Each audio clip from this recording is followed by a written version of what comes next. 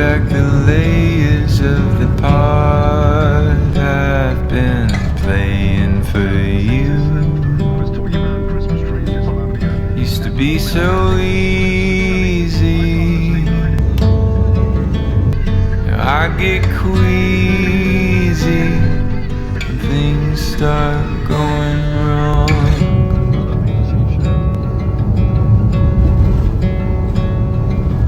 In this life we all know that the starting is the hardest part. Do you believe me,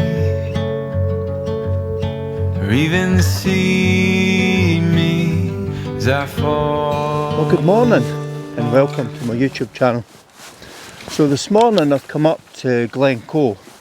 But I've come up to Loch Ba, and what I'm trying to do is, if I turn round you'll see the Blackmount mountain range. I'm going to walk this side of the river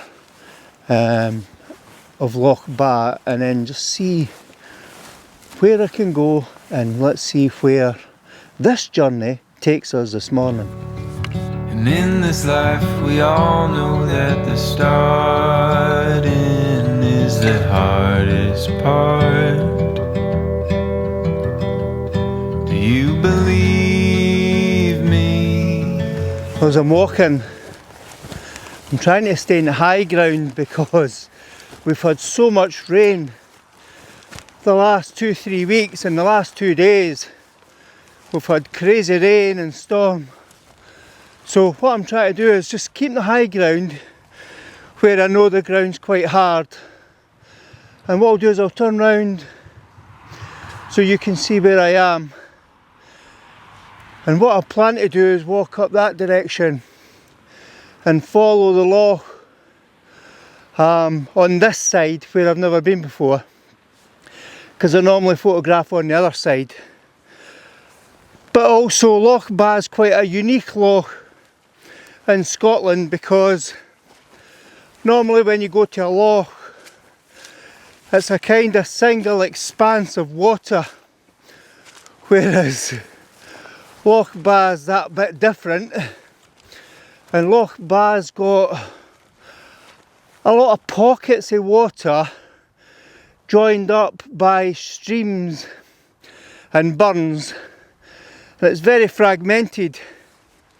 And if I get the opportunity, I'll put the drone up and I'll share with you a high level view of what I mean. Right, so what I'm going to do is I'm going to keep walking, because I'm looking for a composition to get the Blackmount Mountains in the composition, and maybe some water.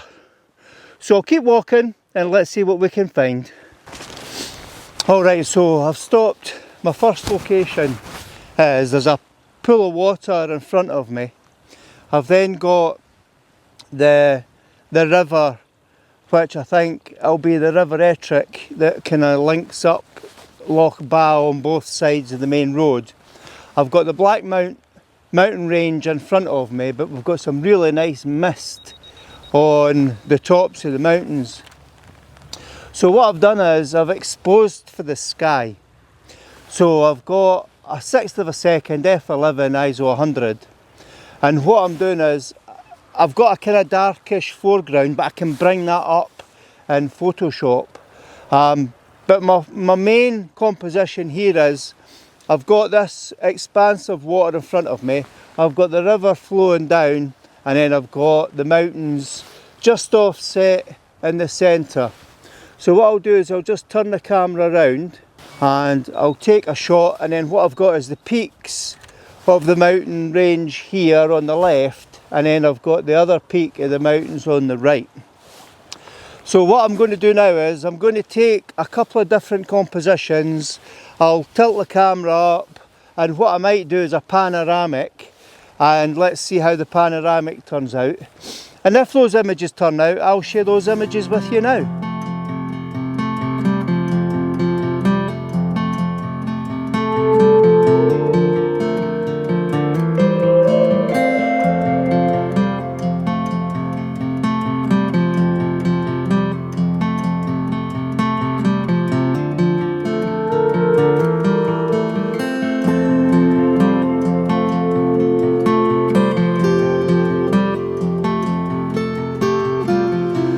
Well, it's heavy work climbing through the moor.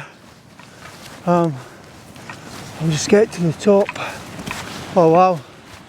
So I heard a lot of water noise and I've walked towards the water noise, and if you can see there, there's small rapids. So if you can see behind me, that's where I've walked, and it's pretty heavy going. So what I'll do is I'll have a wee breather and I'll get a couple of compositions set up, and let's see if we can get some images of this flowing water. Alright, so there's a wee bit pinkiness in the sky. So what I'm doing is I'm just shooting back the way, because I've got the water coming in on my left hand side, and then I've got the loch opening up just a small bit before it channels into the river on the far right. But the sky's getting a nice wee pinky glow because we're just reaching sunrise. Although we're not going to get much sun because it's, as usual at Glencoe, it's beautifully atmospheric.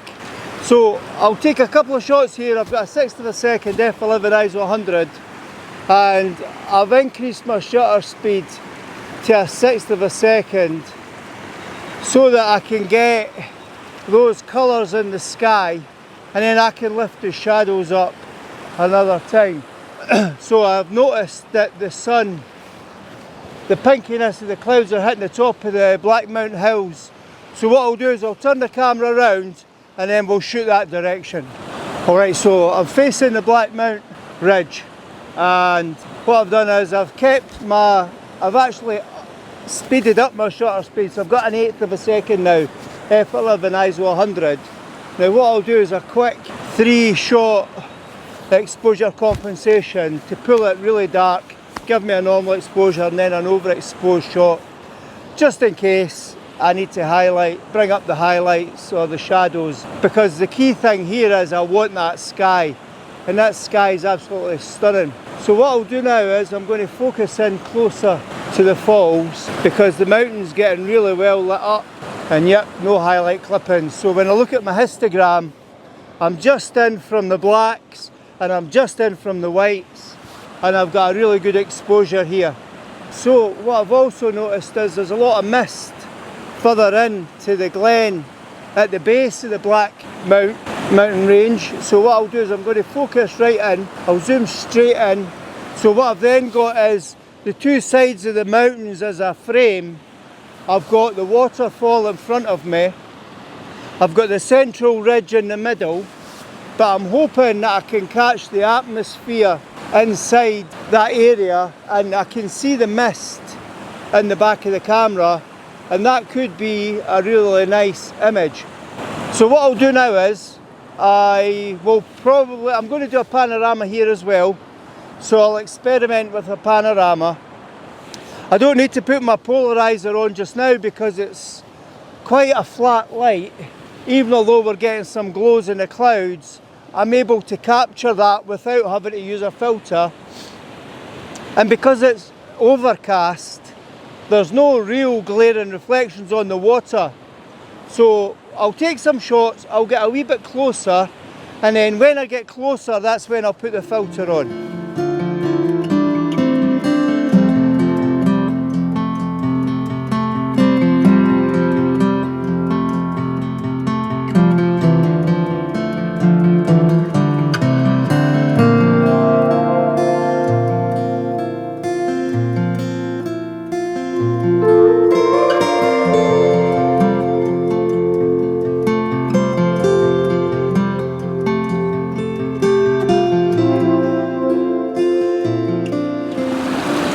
Alright, so I've put the polarizer on, and what I'm trying to do is slow down the water because I want to try and get as face on to those falls as I possibly can. And I've got the the centre of the Black Mountain range in focus. I've got some nice colour, so what I'll do is a wider view, and then I'll have all them in frame.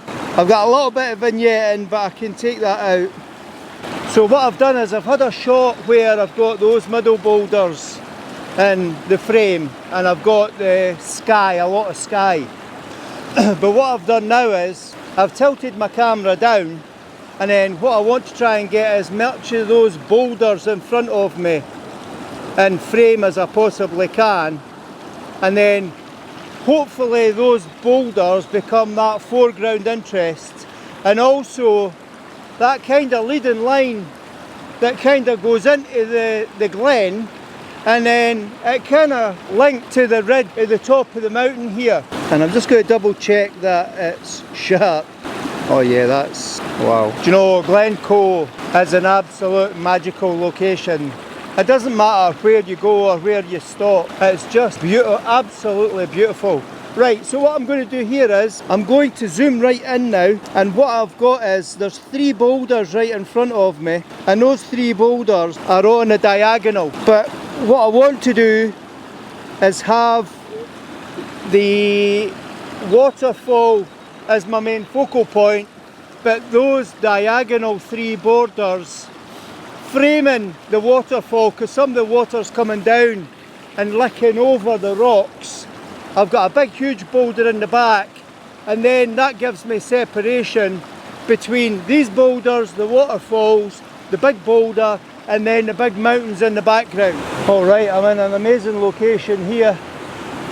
So I've just walked up, further up the river, and I'm at the side of the falls here, and what I'm trying to do is get a composition where I've got the falls kind of side on to the black mountains in the background.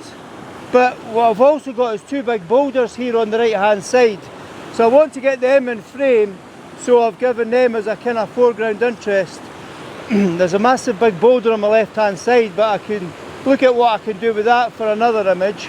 But right now I'm focusing in on these 2 boulders, the mountain ridge, the falls, and the big boulder in the background. I've focused in 3/4 into the image. I've got a 1/5 of a second f11 ISO 100, and that could be a nice image. Right, so what I'm going to do is I'm going to take 2 or 3 more shots from this position. I'll zoom in, I'll zoom out, I'll go low down, and what I'll do is I'll share those images with you when I'm finished.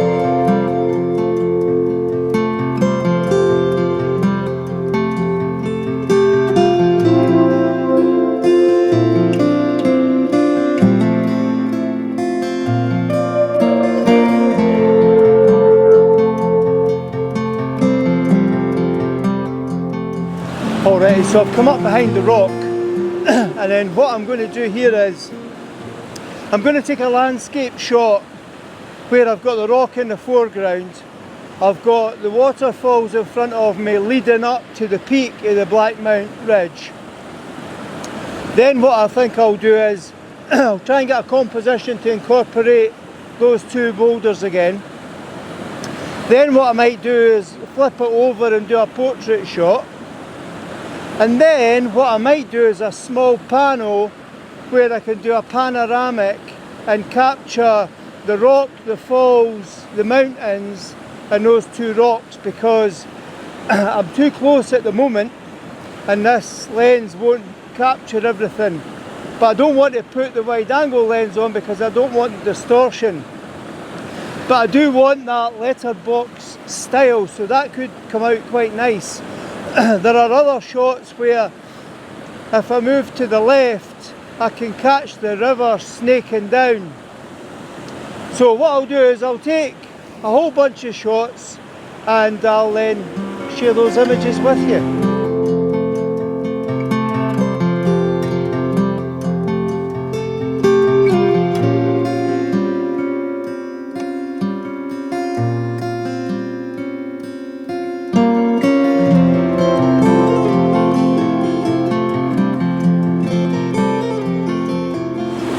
So I've come into the side of the river a little bit because there's an image that way and there's a kind of an outlet of water that's coming down the side, I don't know if it's normal or if it's because we've had so much heavy rain, but that water swings round this way, the falls are going that way, and this water's leading in to the base of the falls.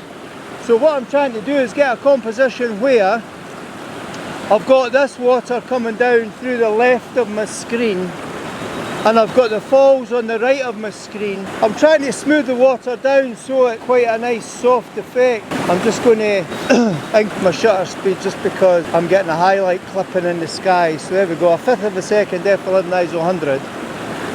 So I've got a nice shot there. There's a lot of mist coming in now in the background, so that's adding quite a lot of atmosphere.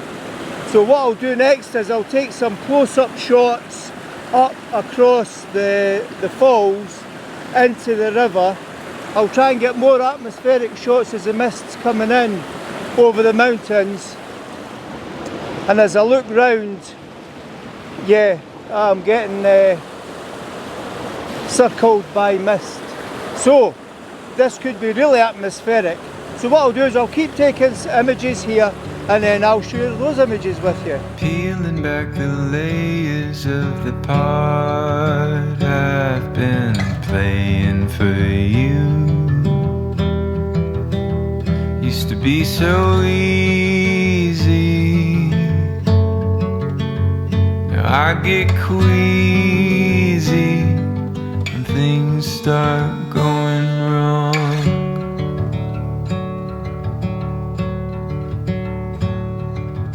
In this life we all know that the stars. Okay, so I've come up to higher ground and what I want to try and do is get a higher elevation shot of where I was at the side of the river, and I'm just adjusting my composition here because what I want to try and do is get as much of the river that's coming down on the left hand side, the falls, the river snaking through the back and the mountains in the background. So I've got 1/8 of a second f11 ISO 100 and I need the 1/8 of a second because between a 1/6 and an 1/8, depending on what way the light's coming in, is really helping my composition and my exposure for the sky. Plus it is getting quite dramatic with the mist and the mountains every now and again, so that's quite good. So I'm hoping that we get quite a lot of atmospheric shot, and yeah, I'll take a couple more shots and then I'll share those images with you. Or even see me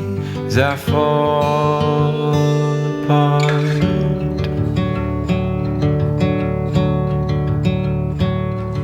Well, I was just about to walk up river and we've got some amazing light. Oh, a wee bit dizzy there. Oh, that's really nice. I've got a beautiful sky.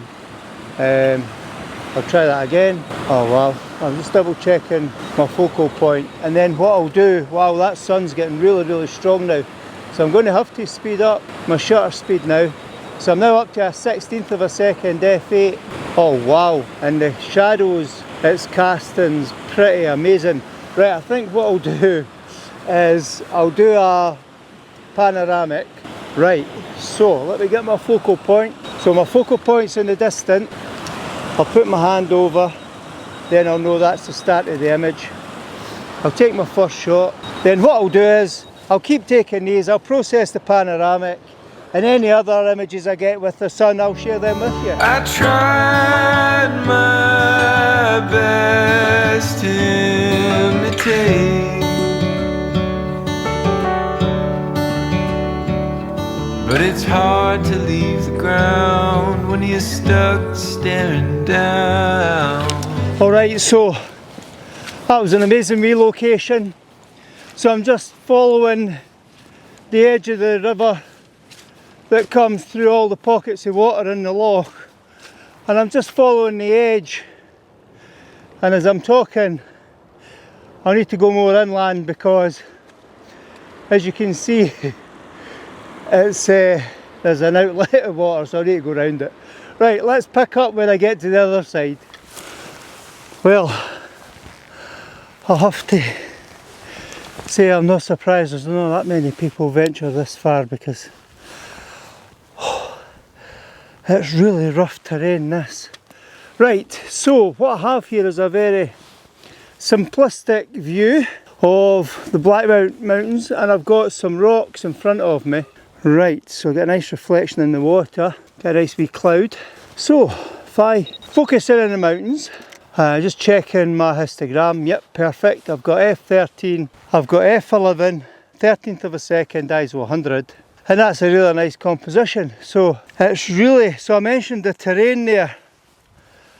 So Loch Ba, Loch Annalise, Loch Tula, all the way up to the Buccleuch Moor, and Rannoch Moor itself is just big marshland.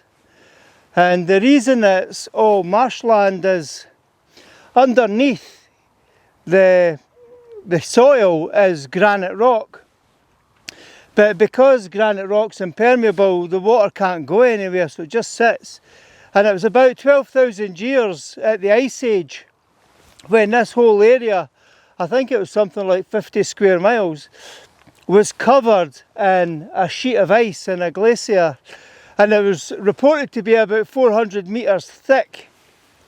And as it melted, what it started to do was rub and shape, and that's why we get all these rocks lying around, or granite rocks around Glencoe. And the reason that we've got all the lochs and the way that the lochs are shaped in different ways is, as all that ice was receding and melting, and it was forcing down the sand and the stones into the rocks, it was carving out great holes. And all those great holes in Glencoe from the Ice Age got filled with water. So that's why we've got all these beautiful lochs. That's why they're all wonderful different shapes. So yeah, there's a wee fact for you today, hence why this area is so marshy, so boggy. Oh, it's so tiring to walk through as well. Right, I'm going to move around a wee bit because there's a shot here that I've just noticed where I can use there's a little tuft of grass in the centre of the water, and I can use that in that little island as a leading line up to the top of the mountain. So I'll take these images and I'll share those with you. Try not to lose it, just holding on.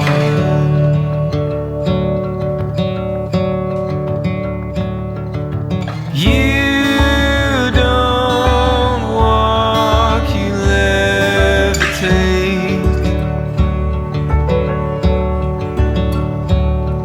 I tried my best to imitate. Alright, so But it's hard to leave. I've walked for ages, but I can't find a way. I was trying to get to that point over there, but I don't know if this wee camera can pick it up.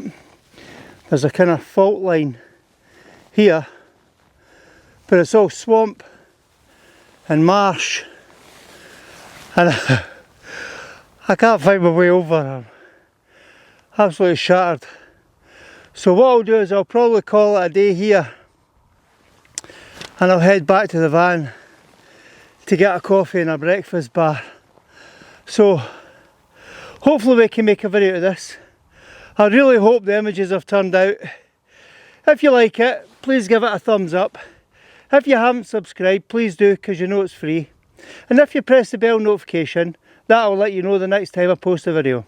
So thanks very much for watching, and here's to the next video.